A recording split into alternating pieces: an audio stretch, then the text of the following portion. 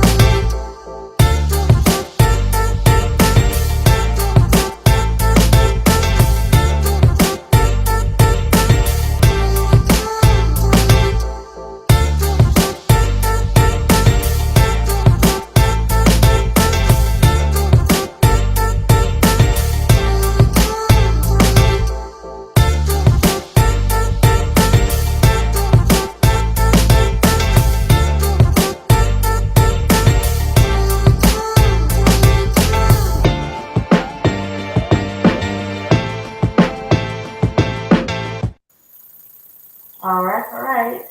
And next, we have Motive Cosmetics, which I use every single day. Check them out.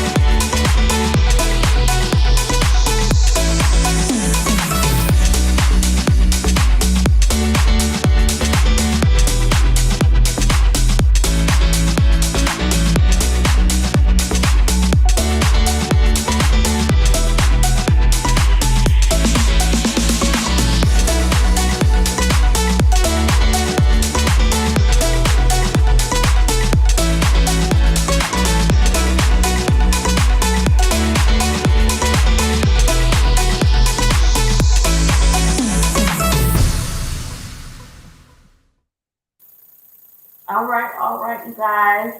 And you guys, I've mentioned that we are doing an encore performance of 1800 versus 2020. So check out this trailer. Chicago, get ready for a life-changing experience. The hit stage play, 1800 versus 2020.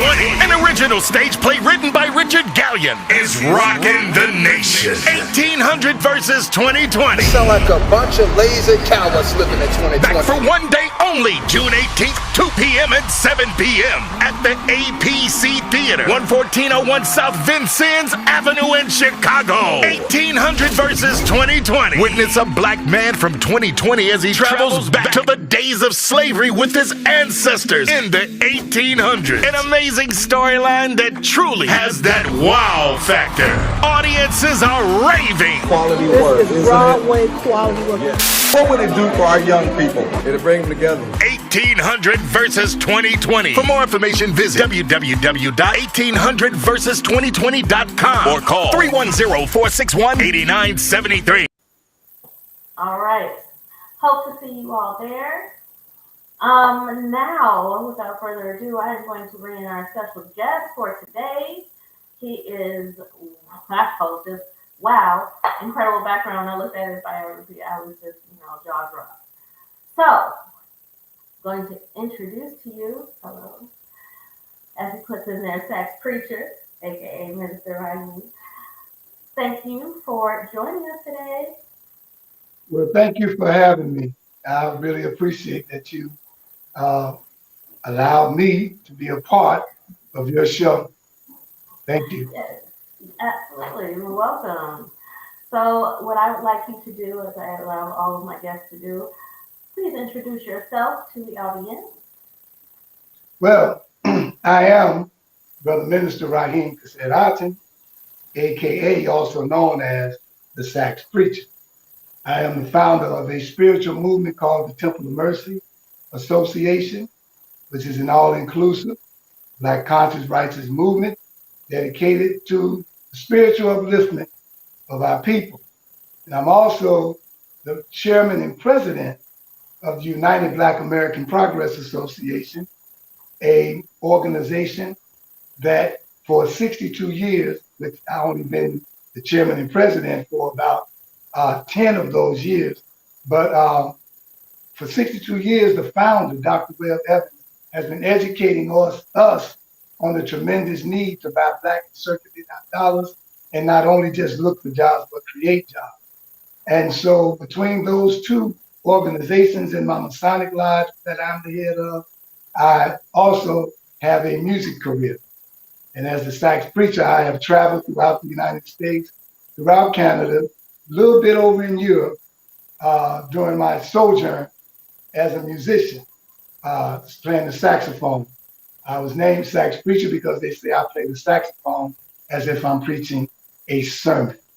But that is part of what I do. And so I don't want to prolong it. I'll turn it over. All right. What an introduction.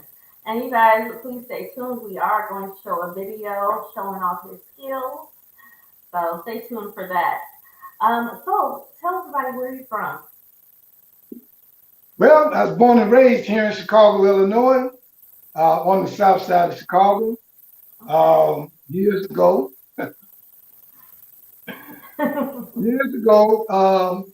went to Inglewood High School. My grammar school was James Wadsworth Upper Grade Center, I believe it was called. It's been a minute. But the thing about it is that I wasn't raised by my parents. My mother passed when I was 12, and I was raised by the Department of Children and Family Services all the way up till I was 21. Oh, wow. Yeah. That sounds like quite an experience. Yes, it was, because they split my family up. I'm the middle child of 5 siblings, a younger brother, younger sister, older brother, older sister. And they split us up at one point. It took me a while to try to pull my family back together, but miraculously, by the grace of God, I was able to do so. And that's another long story that I may get a chance to share with you all. Okay. All right. We can dig into some of that in a minute. So, you were in the system. What kind of things were you involved in? What sparked your interest as a young child? You mean to play the saxophone? Well, was it always the saxophone, or did you have other interests at first? Actually, it's kind of weird, but as a child, all I did was like go to church, play baseball, things like that. And it was after my mother made a transition when I was 12 years old that I was introduced to music. Because what happened, I became very introverted. I didn't want to talk to anybody. I actually thought it was my fault, because this is how children are. First they blame God. Why did you do this to me and all that? Then you say, well, maybe I did something. Why he took my mama from me and things like that, And I was just getting ready to enter into high school, believe it or not, at 13 years old. Because, when you go back to school in August or September, my birthday wasn't until November. So I was 13 going in, and then I made 14 in November. And so when I did get in school, the teachers were sending a letter home to the foster parent that I wasn't doing my work, but they can tell that I knew how to do the work, but I wouldn't. So make a long story short, in my sophomore year, I saw a guy at an assembly in the school at Inglewood playing a saxophone. And I saw all the young ladies, the girls, screaming and hollering. And I said, Hey. wow, I got to play that, you know. So I joined the band. You know, I put in to be in the music room and join the band. And Okay. I remember the first day they were trying people out for what instrument they're going to play. But I already knew the one I wanted to play because I started The one that out brought the playing. ladies. Right? So I Yeah. pointed to the saxophone, and my band teacher was like, "No, but you have a lip for trumpet. Try trumpet." So I took the trumpet and I blew through it, and I said, "But no, nope, nope, saxophone, saxophone." So I was adamant about it, and so they said, "Okay, well let them try the saxophone." So I got on the saxophone, and I became president of the jazz band, president of the marching band, president of the concert band, and I played at every assembly, you name it. And matter of fact, in the yearbook, in Inglewood's yearbook, there is a one page, the whole page, about big as this picture back here, with me and the saxophone. You know, Wow. and they just, you know, it was just that's what I did. And when I was in the foster home, you know, because I learned how to read music, and I got bored reading music, I would turn on this record player. At the time, they had a record player. What they would tell my age, but they had a record player, and I'd play some songs and just close my eyes and start playing. Then I started getting a reaction from people like, "Wow, you sound so soulful and sometimes sad." And wow, you know, I was drawing people. And so I continued to play. And when I got my first apartment at 18, because they get you on what they call independent living, and I got my Okay. first apartment, it was like a studio apartment. And I would play Don't Ask My Neighbor about Emotions, playing the record and playing right beside it, playing right with it. And neighbors would knock on the door, you know, who are you? And you sound so great, and this and that. And, you know, I mean, it just everywhere, you know. And one of the neighbors brought his son to me and said he wanted to learn how to play the bass. I actually taught him how to play bass from the notes on my horn. And today Hmm. he's playing with Ultimate Concept Band right now, and with another horn player. His name is Ronnie G, and he's been Okay. playing professionally ever since. So, Wow. so yeah, and so you know I've been playing and playing and playing, and then I went to court to get my brother out of the foster home. My Hmm. younger sister ran away, and I let her stay with me, even though I had a studio apartment. She came, and then at 21, I got a foster license, and I was on AM Chicago as the youngest foster kid in the city of Chicago at 21 years old who had his brother as a foster child. I was on AM Wow. Chicago. And so I raised him. And then at around 27 years old, I rented a two flat on 56 and Ada and called my older sister, my youngest sister, and my brother, and we all moved in. Each one of them had a child at the time, and we were all together for about 2 years. And then I stopped paying rent and all, and because I Mhm. had a job and I was playing music and I was traveling, and they all went out and had to go find their own space, and they all out, you know, living their life. My younger sister in Bolingbrook, my brothers in South Shore, and my older sister made a transition in 2001. But that was one of the great achievements of raising my siblings, even though I was a middle child, and playing the saxophone along the way to soothe my soul and to soothe other people. You know, everything about me was a servant of God. And a lot of people kept telling me I was going to be this minister, this preacher, and all of this. And finally, you know, I succumbed to being a minister. I was diagnosed in 1987 with sarcoidosis, the same Oh thing that goodness. took Bernie Mac out. You know, Bernie Mac died from sarcoidosis. They say they Right. don't know the cause. Yes, Yeah. they don't know the Okay. Well, cause hold or the on. cure. Okay. Huh? Hold on. Let's slow down a bit. You done went through the whole. Wait a minute. Okay. Yeah, yeah, Okay. yes. You got to Okay. stop. Okay. So you.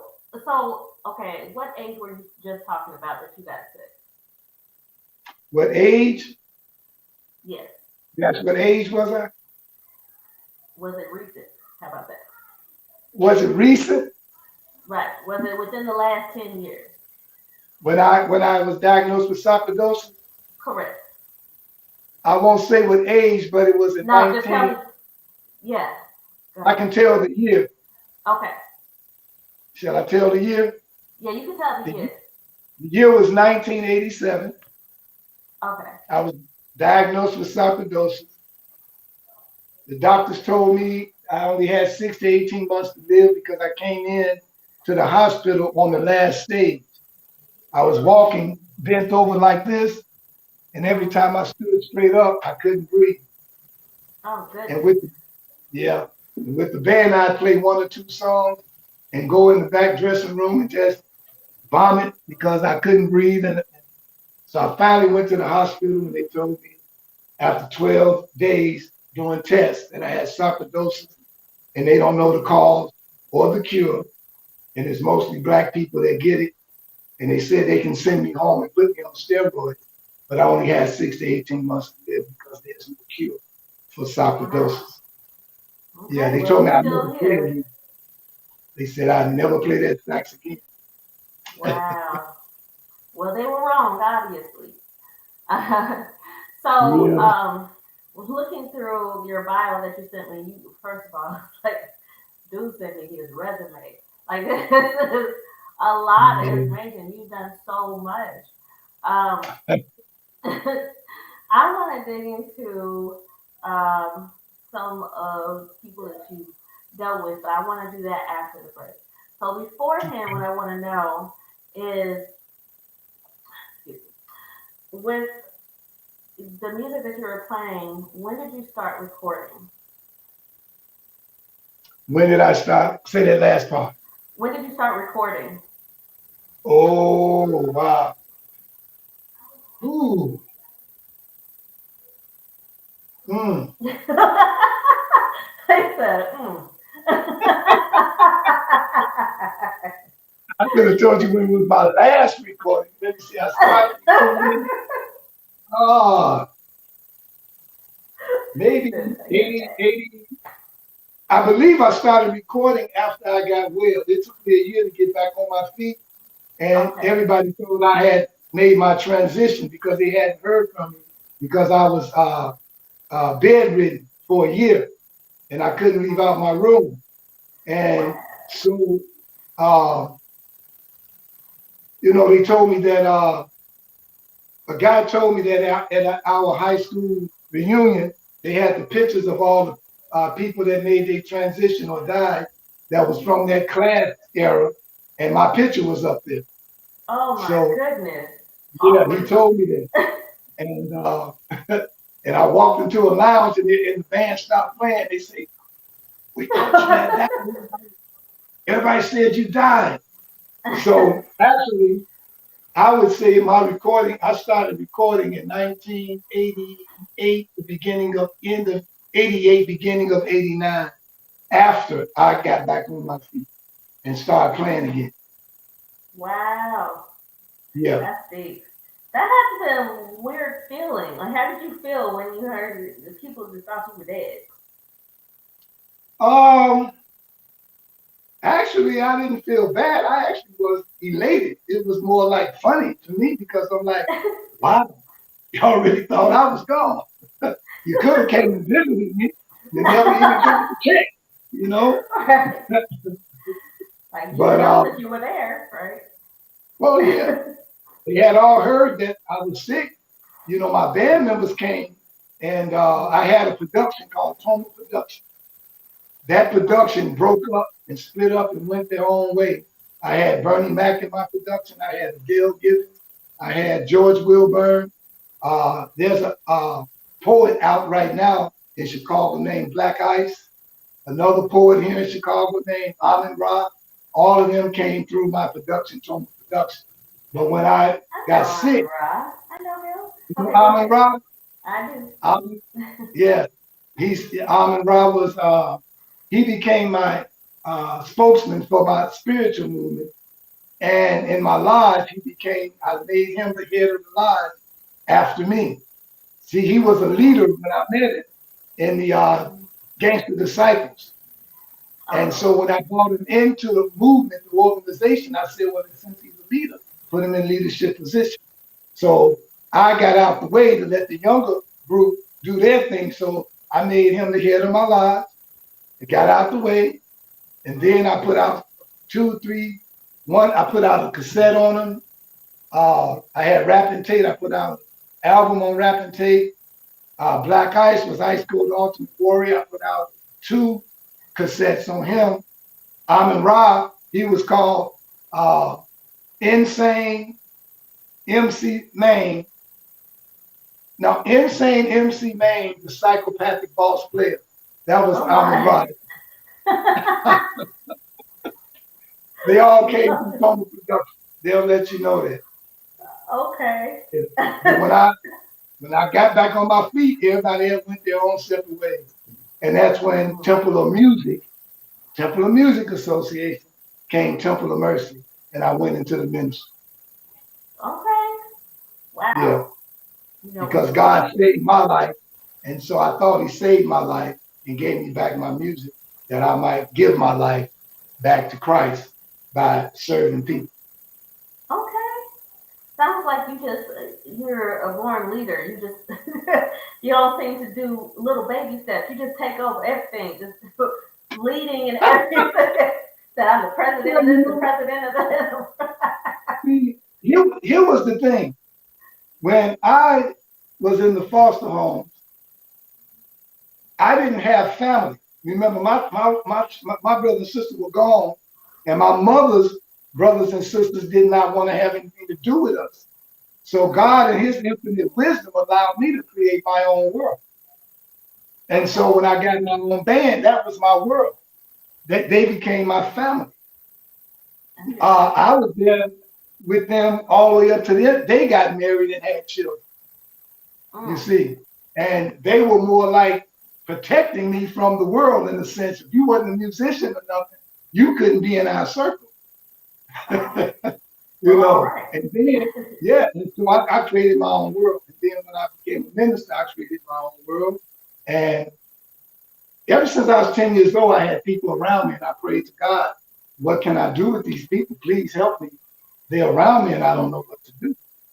And so it's how I've been all my life. I don't know another way, you know. Yeah, but I also know how to follow. Okay. Can't be a good leader without being a good follower. Yes. Exactly right. I wish people would understand that part.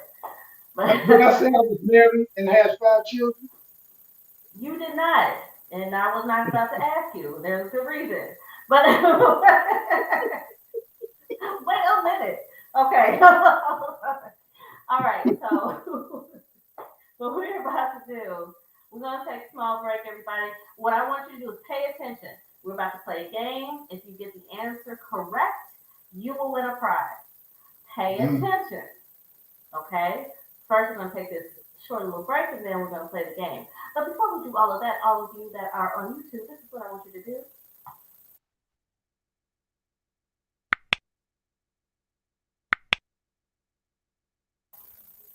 Subscribe. Thank you. All right. Here we go.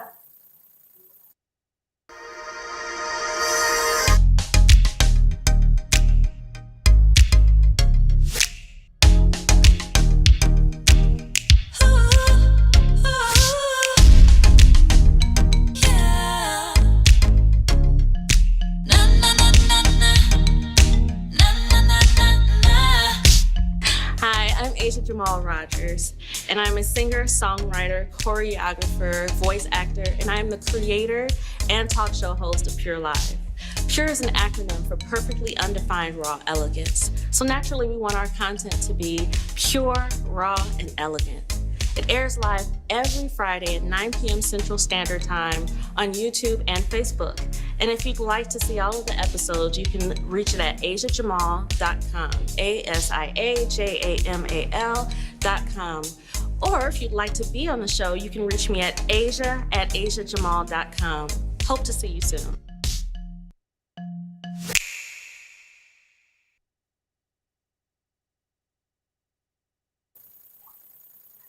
All right, here we go. Like I told you, we're going to play this game. Pay very close attention to everything. And you guess correctly, you win a prize. All right?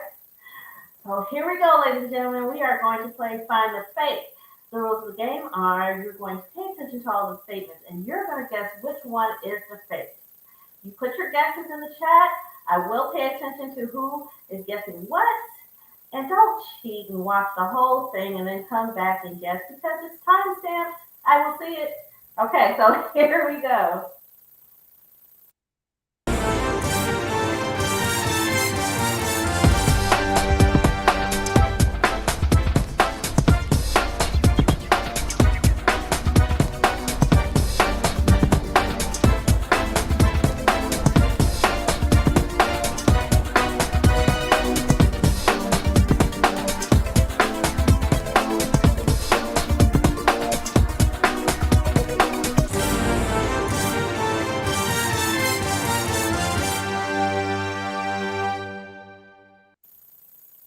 All right, you can start your guessing now.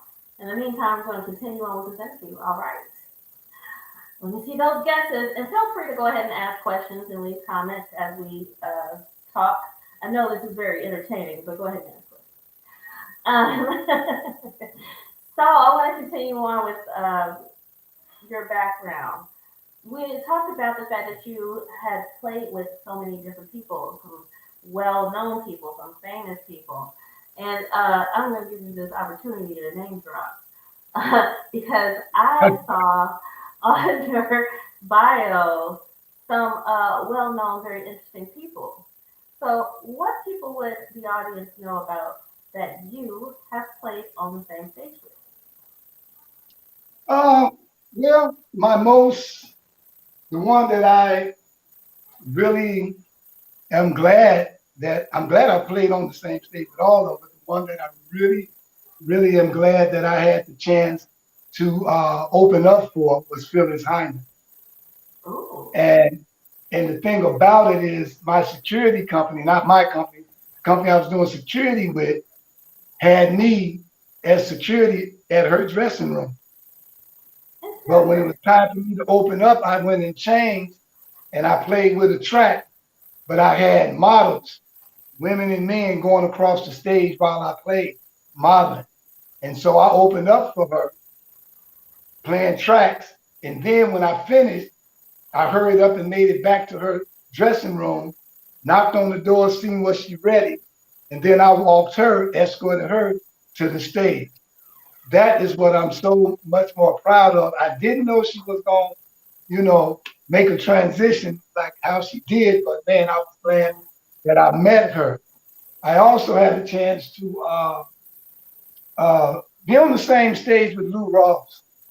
Every year for about 6 or 7 years, there was a concert in Chicago, and he was always there, and I was there with him.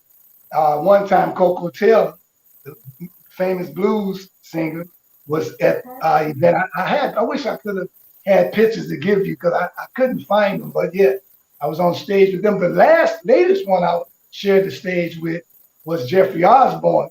That was like before, that was BC, 2018 BC. BC means before COVID.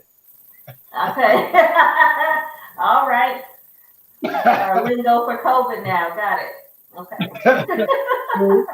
And I was at the African Festival, and Jeffrey Osborne was one of the artists that was the main artist, but we shared the same stage, so I was backstage, things like that. Bernie Mac, Angela Bofield.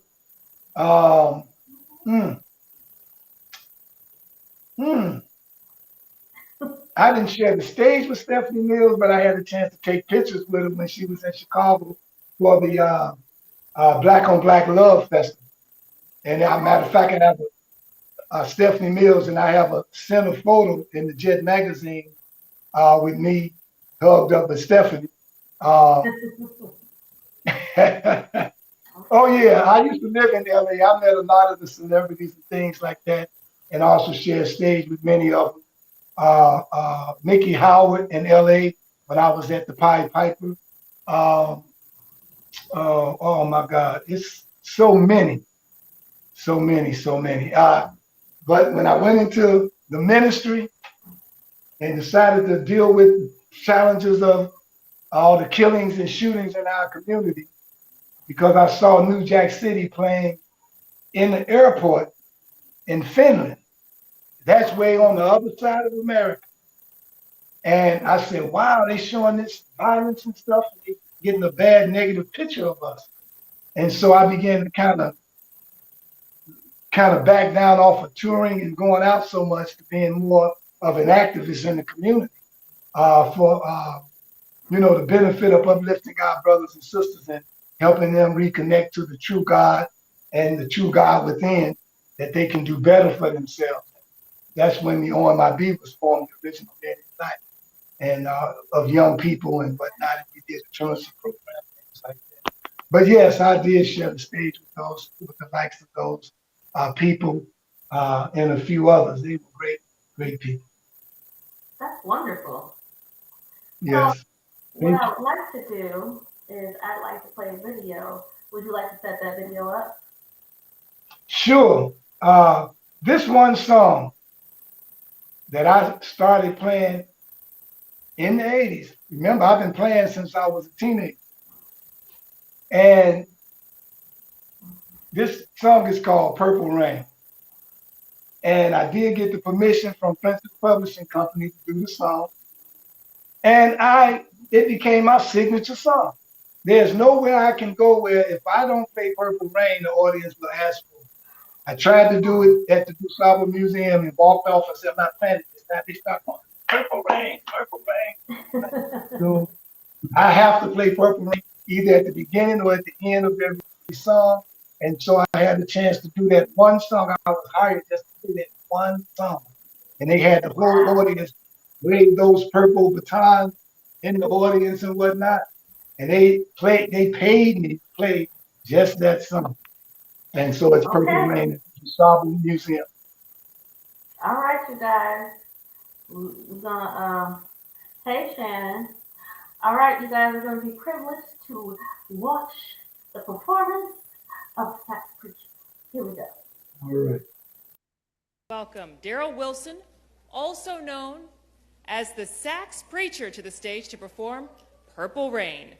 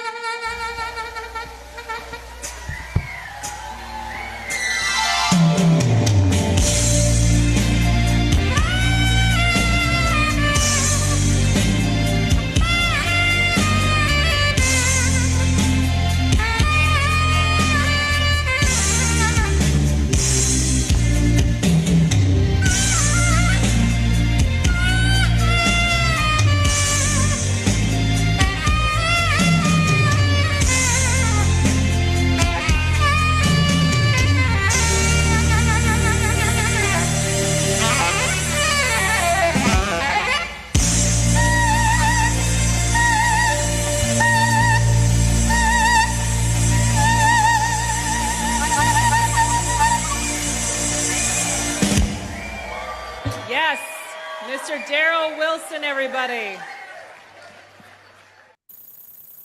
Man, look. You were clowning. Oh my goodness. I have never in my life heard anyone play the sax like that. Ever. That was just ridiculous. Oh my goodness. All praise is due to the Creator. Thank you. Wow. You know, with a live band, it's much longer than that. Oh wow. With Much a longer? live band. Mhm. Well, like 10 Yeah. minutes? Oh, a good 10. I go out in the audience, I hold hands with different women and play my horn like that with one hand, fall on my knees, and I do all kind of other stuff. They put a robe over me like they do James Brown. Oh my goodness. Ah, that's And then I ridiculous. stand up and throw it off and keep playing. Oh, it's a whole show. Yeah. Okay, Godfather. All right. Wow, wow, wow, wow. That is amazing. That's amazing. Yeah, I would love to see it live. Speaking of live, you want to talk about some of the events you sent flyers for?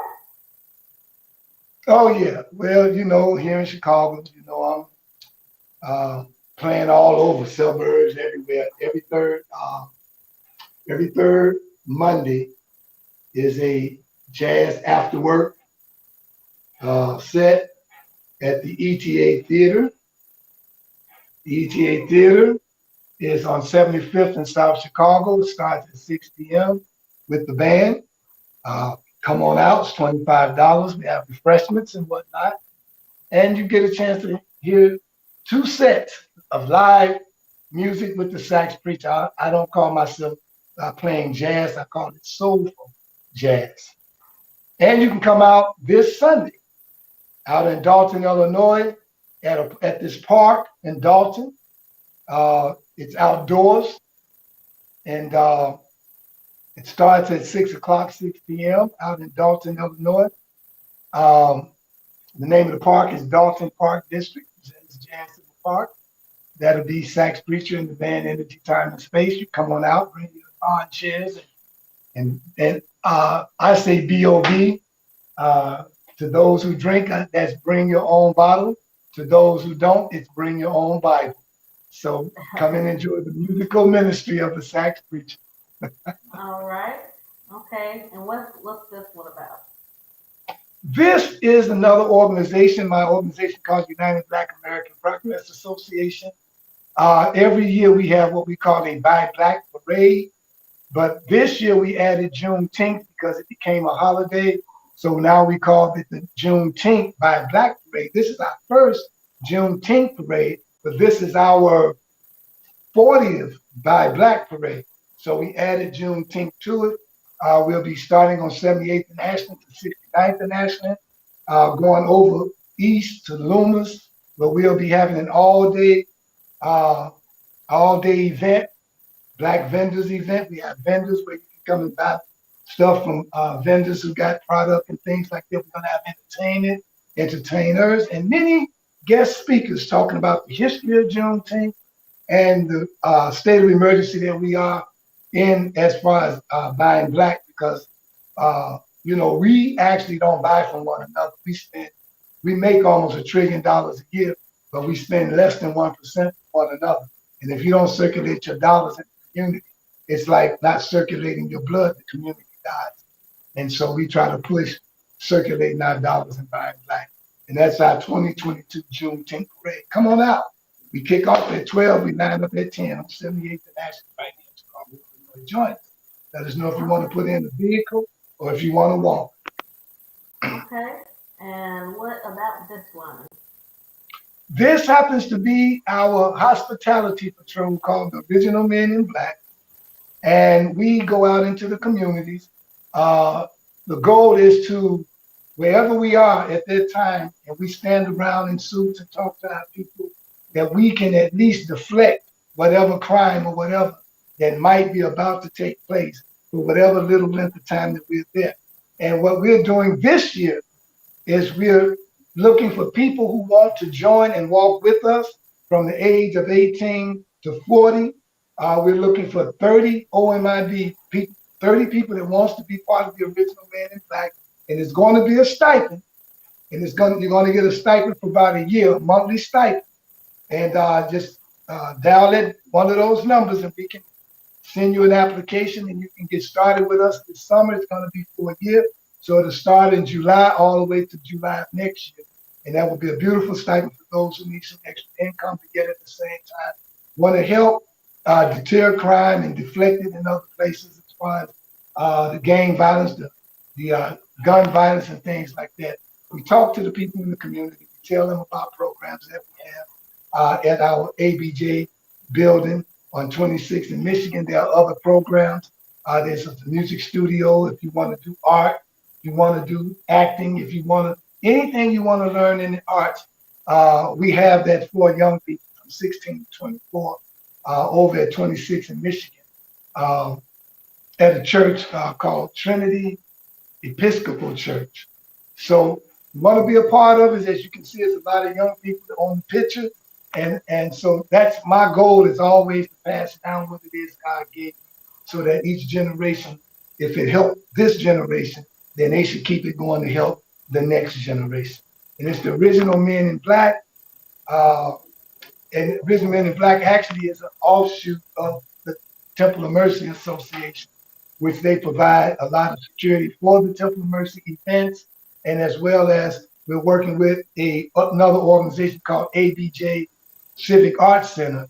And the way the OMIB is set up, that every church and every organization can have an Original Men in Black patrol group in their movement with their own patch on the side, but it'll always say Original Men in Black.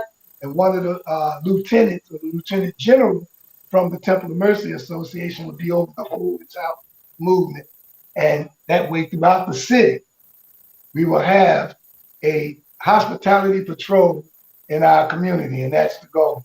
And so ABJ is the beginning of that prototype of OMIB stretching beyond Temple of Mercy Association. All right. So y'all come in, be a part of it. We're doing something. I'm not just playing the saxophone. It's my music ministry, but I also have to do the part that God saved me for. He gave me new life that I might give back. And that's what I do. I love that. I love that.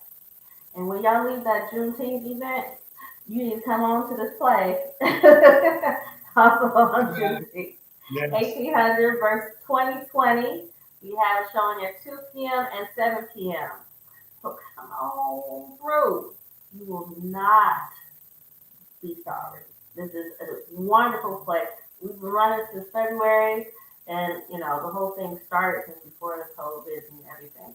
And because there's high demand for this, we're doing an encore performance. So don't miss it. All right. And I'd like to say, I didn't do all this by myself, so I must mention a brother that's been with me since 1983. His actual name is Tyrone Williams, but his stage name is DJ Tyrone. And in our organization, he's Omari Jahi. He's been my band director and music director since 1983. And he's the vice president of the Temple of Mercy Association. And he does the video production of the not Original Men in Black, but the United Black American Progress Association. And he also is the co-founder of the OMIB and the Temple of Mercy. So I have to make sure that he's part of that history. No man is an island to himself. I hear that. I love that. I appreciate that. That's good. What we're going to do, because we are towards the end of the show, is we're going to play that Find the Faith again. And now is your opportunity to try to guess one more time. If you miss your opportunity, it's gone. Sorry. So here we go. And after I give you a moment to respond, then I'm going to have him tell you which one is the faith. Here we go.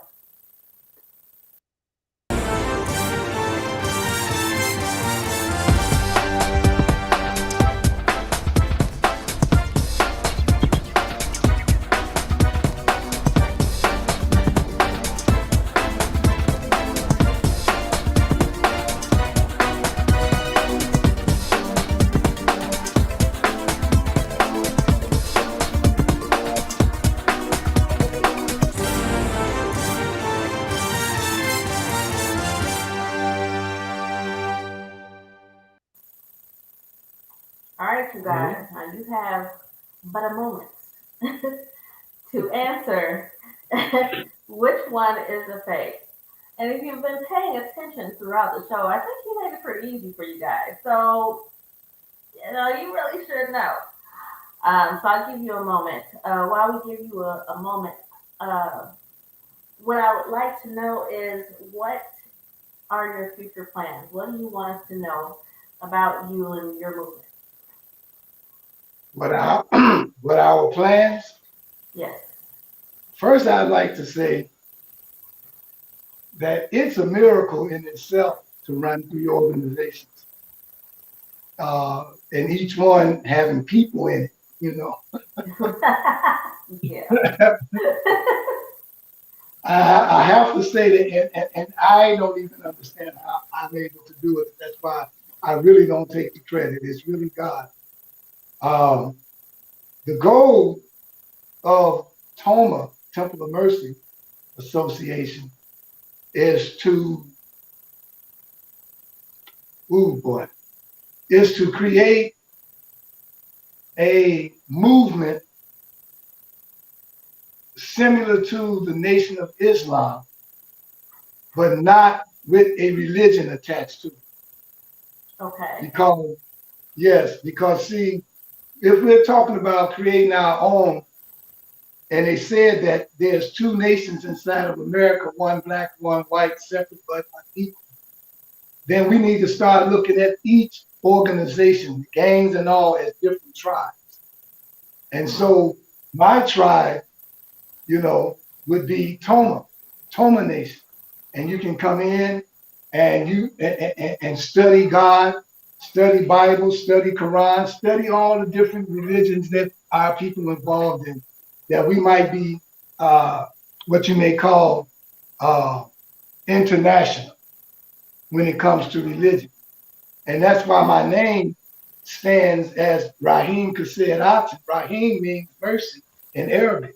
Kased means mercy in Hebrew, as well as in Judaism and Christianity. And Aton is African. And our people being involved in all of those, I work toward the unity of those instead of all the religious gangbanging. I say that we cannot expect the gangs on the street to stop gangbanging if we don't stop religious gangbanging. One religion saying the other one against the other one, and that God coming back for them. But God said he's not the author of confusion. So somebody's lying, saying that he's just coming back for them. We study all these religions, and when you come into Toma, you learn them, and then you learn the principles of moral righteous conduct, and we learn to work together as a family, and go out into the world, be in the world, but not of it. And so the goal of Toma is to create that same type of a unit, but just like the Moors, the Hebrews, the Nation of Islam, we won't have attached to ours that you coming in and have to be part of a religion. You'll be part of a group of people who just want to be one with God, who just want to follow the tenets of righteous moral conduct, who just want to be among a group of people where you don't have to look over your back and worry about somebody going to do something to you. So, and we got our own security, as you can see, things like that. We work with the police, but we also work with the people in the street. And so that's our goal, is to continue with it and grow that movement as far as it can go, studying health, wealth, and knowledge of self. The subsidiaries being the United Black American Progress Association. We also have the Dr. Webb Evans Community Development Corporation, and then the OMIB. And also that's the total goal, is to have a unit that operates as a nation similar to the Nation of Islam, the Moorish Science Temple, but don't have that little, you gotta be a Moor or a Muslim or a Christian or all this. We study them all. In the course of a year, we have a prescribed reading, but we study each one so that we won't have no doors closed to us when we in our community and we go visit other churches of different groups and things like that. So that's the goal, is to create a nation inside of a nation. All right.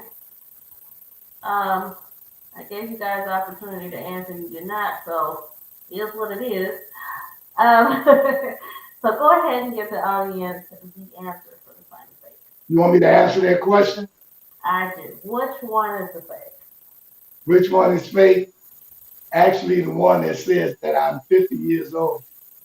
But there's You're a not. twist to it, man. It's a Okay. twist to it. It's a twist. Okay. Okay. I'm going to show you why. God gave me, when he healed me, an extension of grace to where I was supposed to die, but he gave me an extension of grace if I do his will and his work. And so he gave me 10 more years. All right? Okay. So I'm 64, actually 64 years old. But Okay. because he gave me 10, when do I take them? So I'm actually 50. Okay. We'll go with that. How do I get my 10 years? Okay. I hear That's you. how you do. Now you see All what I mean? right. I hear you. Yes. So we are at the end. I wanna make sure everybody has your information. So first, here's Facebook right here. Facebook.com/Toma.Rapper. Yes, just put in sax preacher. Okay. You know? He said, let me make it plain for you. Yeah, sax preacher on He also Facebook. has his own website, saxpreacher.com. Sax preacher again. Yes. There you go. There you go. Instagram, sax preacher. He's like, look, wherever you go, sax preacher is what it is. He's also on CD Baby. Oh, absolutely. Boom, check his music. And SoundCloud. SoundCloud too. SoundCloud, okay. Sax preacher. And here's the email to contact him. You need information, you want a book, and you can go to his website to do the same. All right? Absolutely. Sax Preacher, like you said. Sax preacher coming to a theater near you. All right now.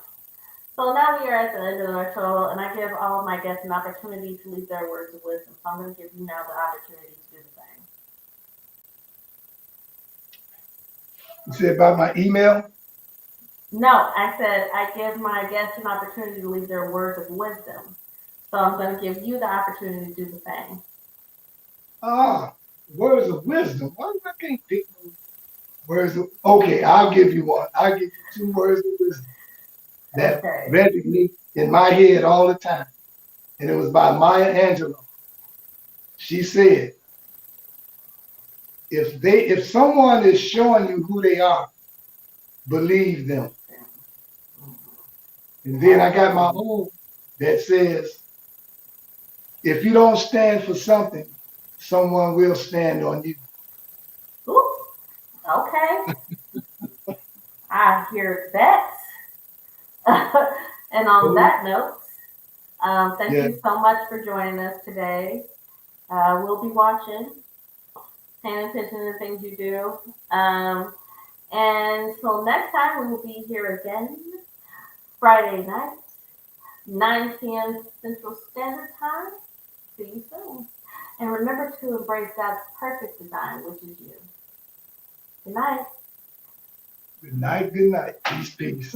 Thank you, Asia. I appreciate you. God bless you.